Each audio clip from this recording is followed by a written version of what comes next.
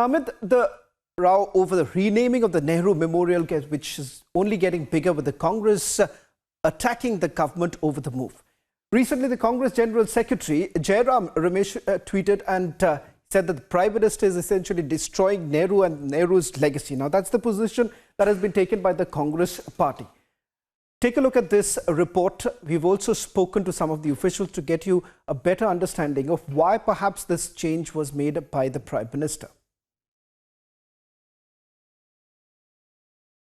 We are right now inside the newly built gallery section of the Prime Minister Museum Library. You can see this is the new addition of the newly inaugurated Pradhan Mantri Sangrahalaya, which was inaugurated last year in April by the Prime Minister of India. And this is the entrance of the newly built building in the museum.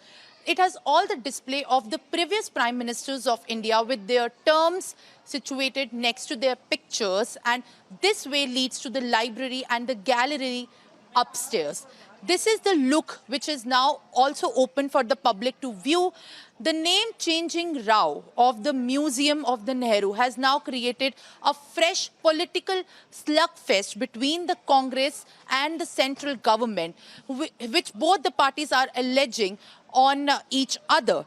The Congress at one part is saying that this attempt to rename the Nehru Museum Memorial is an attempt to remove the legacy of the Pandit Jawaharlal Nehru, the first Prime Minister of India, while the BJP is saying by doing so, they are giving equal space and equal representation and equal space to every Prime Minister of India who has served to the country.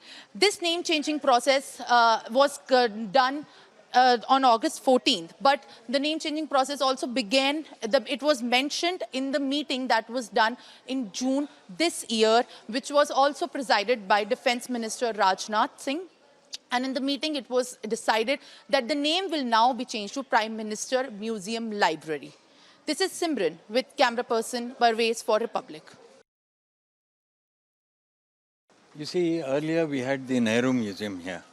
Some years ago, a decision was taken to build the Prime Minister's Museum here. So, the remit of the institution expanded.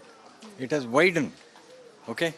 So, the diversification and democratization of this institution's remit, in my view, is what happened in recent times. And consequent to that, there has to be a name that is in consonance with the new responsibilities that this institution has. And that is how the name change has taken place. It's now called Prime Minister's Museum and Library. I don't think anybody should have any objection to that. We have had 15 Prime Ministers to date. As we go along, we will have more and more Prime Ministers. This is the first institution in the country which showcases the work of Prime Ministers, which has never been done before. In fact, it was Prime Minister Modi's idea that there must be a museum of Prime Ministers.